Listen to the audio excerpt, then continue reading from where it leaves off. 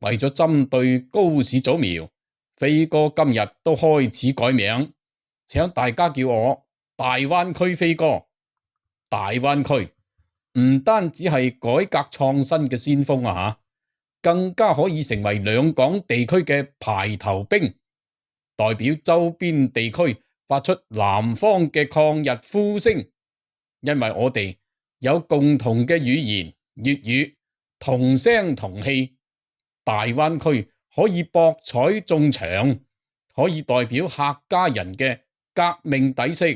廣府人嘅義薄雲天，潮汕人嘅愛拼才會贏，甚至粵西人廣西老表嘅狼兵本色啊！因為我哋有粵語，我哋有共同嘅歷史文化，所以大灣區可以起到團結周邊地區，向全世界華僑發出抗日嘅呼聲，大家支唔支持？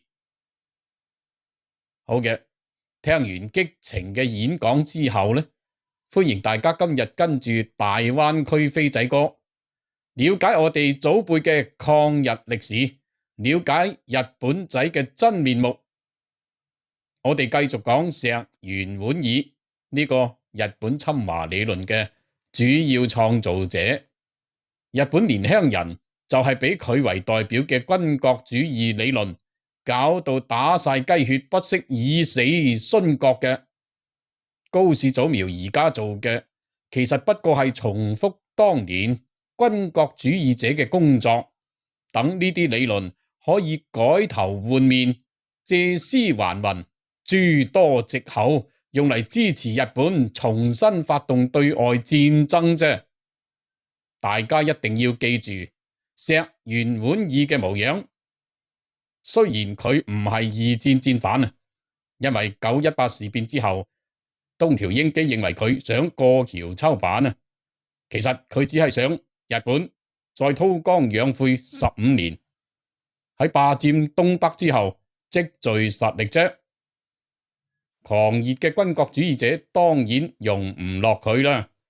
而石原莞爾呢，喺二戰之後，為咗證明自己嘅貢獻啊，竟然向審判佢嘅美國人申請成為甲級戰犯，仲囂張咁話：如果東條英機呢個蠢材唔上台，日本天皇肯按照我嘅戰略實施吞併滿蒙，蠶食中國，韜光養晦，隱隱備戰15年，美國人根本就唔會笑到最後。最大